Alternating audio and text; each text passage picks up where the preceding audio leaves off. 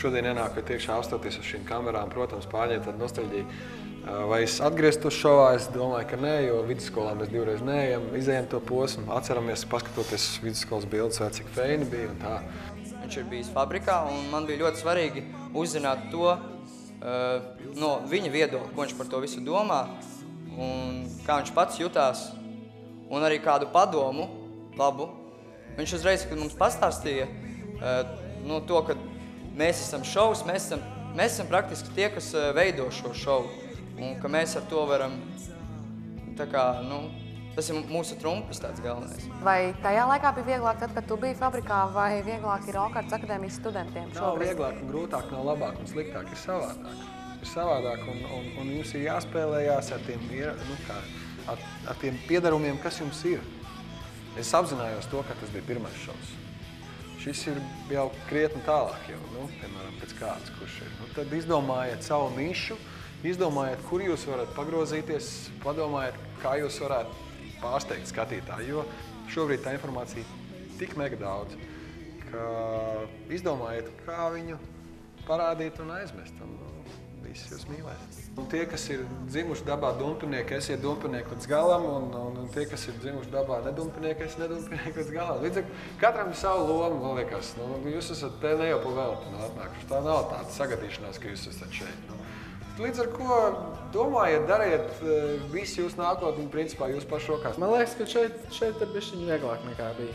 Mums te ir nedaudz lielāk tā brīvība, pieņemsim ar to pašu pārtiku, kad mums pārtiks mums ir, un tas ir ļoti labi, kad mums ir pārtiks tik, cik mums ir vajadzīgi, kad mums nav jākrāj tur Okartas naudu, lai varētu paēst. Jau iekšā šovā es apzinājos to, ka mums ir diezgan spēcīga prioritāte, ka bez mums nekas nenotiek.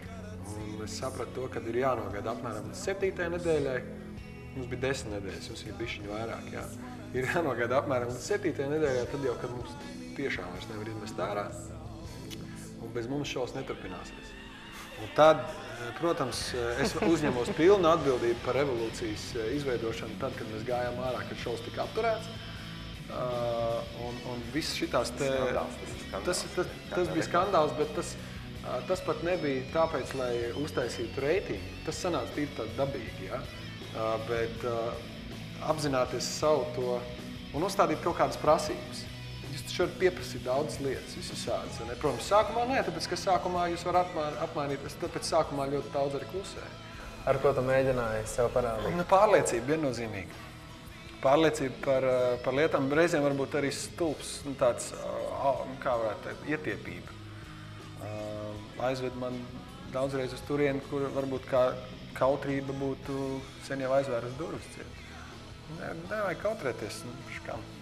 Es domāju, ka cilvēkiem, kas vispār mēģina iet uz skatos, droši vien šīnos laikos informācijas plūsmā nav cits izeisējumi vairāk.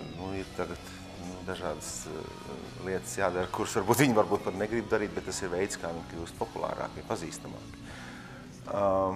Bet tomēr, manuprāt, pilnīgi visu nosaka talants.